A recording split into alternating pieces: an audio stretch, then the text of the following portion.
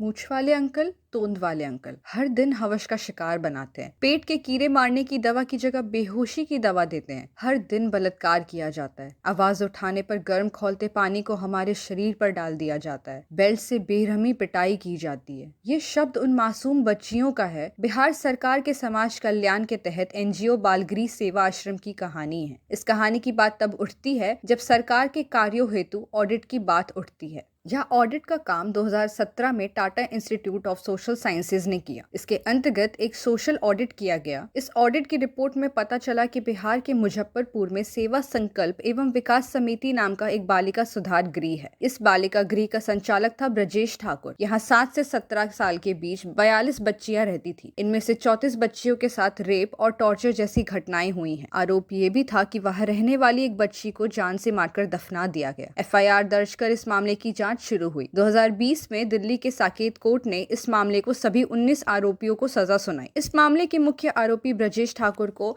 आजीवन कारावास की सजा और 32 लाख रुपए का जुर्माना लगाया गया। अन्य आरोपियों को भी इस मामले में उनकी संलिप्तता के आधार पर अलग अलग सजाएं मिली। 2017 में बिहार के समाज कल्याण विभाग के प्रिंसिपल सेक्रेटरी अतुल प्रसाद के निर्देश पर बिहार के सभी शेल्टर होम्स के ऑडिट की बात निकली। थ्योरी ये थी कि प्रांत में ऐसे जितने शेल्टर होम्स हैं जहां बच्चे, बच्चियां, महिलाएं या बुजुर्ग लोग रहते हैं वो उस तरह से फंक्शन नहीं कर पा रहे हैं जैसे उन्हें करना चाहिए। इसके पीछे की वजह पता लगाई जाए तो ये भी समझा जाए कि जो भी ऑर्गेनाइजेशन उन शेल्टर होम्स को चला रहे हैं उन्हें किस किस्म की सपोर्ट की जरूरत है। ऐसे में ये तय हुआ जितनी भी संस्थाएं हैं जिन्हें समाज कल्याण विभाग खुद चला रहा हो या उसे किसी गैर सरकारी संगठन एनजीओ की मदद से चलवा रहा हो, उनका एक ऑडिट किया जाए। इस ऑडिट की जिम्मेदारी सौंपी गई Tata institute of social sciences को। टिस का एक फील्ड एक्शन प्रोजेक्ट था कोशिश। इस प्रोजेक्ट के तहत बिहार के शेल्टर होम्स का ऑडिट शुरू हुआ। 3 हिस्सों में ये शोध हुआ। सबसे पहले उन लोगों से बात की गई जो इन शेल्टर होम्स को चलाते थे, ताकि ये समझा जा सके कि उन्हें किस तरह की दिक्कतें हो रही हैं, सरकार उनकी मदद कैसे कर सकती है वगैरह। फिर वहां काम करने वाले स्टाफ से बात की गई, ये समझने के लिए कि वो लोग वहां काम करने के काबिल हैं या नहीं, उनके पास क्या स्किल सेट है, वो जो काम कर रहे हैं उन्हें उसकी कोई ट्रेनिंग ली है या नहीं।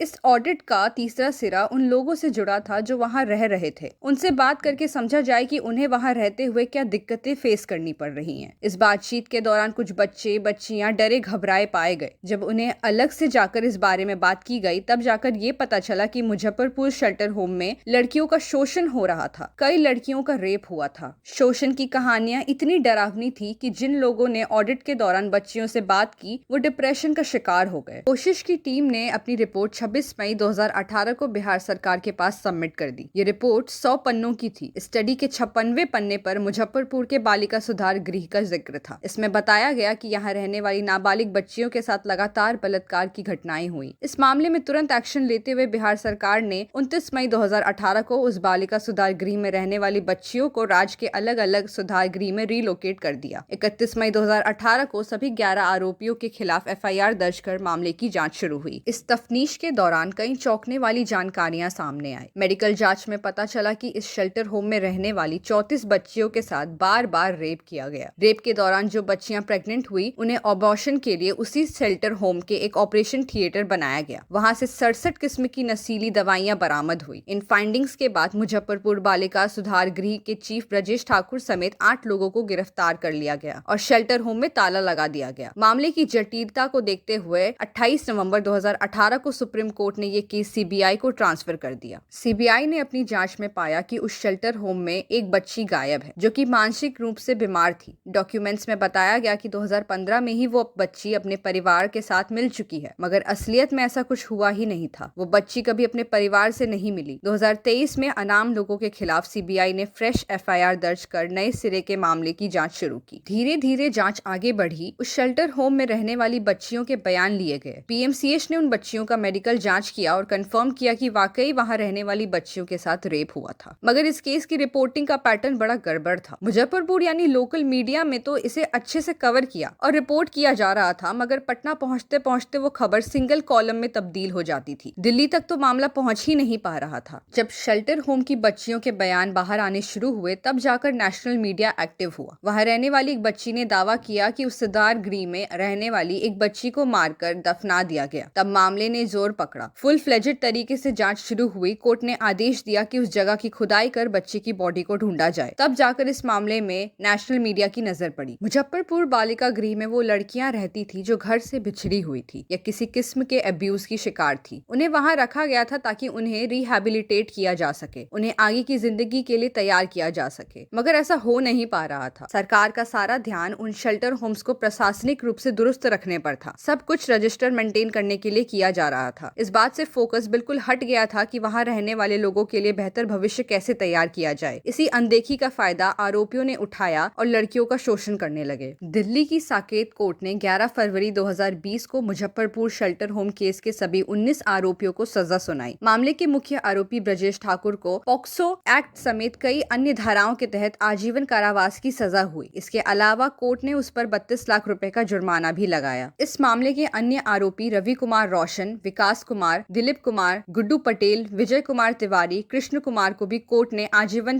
कारावास की सजा सुनाई। इन सब लोगों पर बच्चियों का रेप करने में ब्रजेश ठाकुर की मदद करने का आरोप था। उस शेल्टर होम में काम करने वाली 3 महिलाओं मीनू देवी, किरण कुमारी, साइस्ता परवीन और रामानुज ठाकुर को भी उम्र कैद की सजा हुई। कोर्ट ने रमा शंकर, अश्विनी, मंजू देवी, चंदा देवी, नेहा कुमारी और हेमा को 10 साल की जेल की सजा सुनाई। शेल्टर होम की कर्मचारी इंदू देवी को 3 साल की जेल हुई। समाज कल्याण विभाग के चाइल्ड प्रोटेक्शन यूनिट की एडिशन डायरेक्टर रोजी रानी को 6 महीने जेल की सजा हुई, मगर इस मामले की जांच के दौरान रोजी ने अपना जेल टर्म पूरा कर लिया था। मुजफ्फरपुर शेल्टर होम में रहने वाली बच्चियों को बिहार के समाज कल्याण विभाग ने रिहैबिलिटेशन के लिए बेंगलुरु भेजा। 2020 में 14 बच्चियों का पहला बैच बेंगलुरु पहुंचा और 1 साल के होटल मैनेजमेंट डिप्लोमा कोर्स में दाखिला हुआ। इसके बाद उस डिपार्टमेंट में बच्चियों के 2 और बैच वहां पढ़ने के लिए भेजे। मुजफ्फरपुर शेल्टर होम में रहने वाली 34 बच्चियों में से 17 बच्चियां देश के अलग अलग होटलों में काम कर रही हैं। कर्नाटक, मध्य प्रदेश और राजस्थान के होटलों में काम करने वाली ये बच्चियां सालाना 3,50,000 रुपए या उससे ज्यादा कमाती। सवाल उठता है कि क्या समाज के रक्षक ही भक्षक बन जाएं तो किस पर भरोसा किया जाए।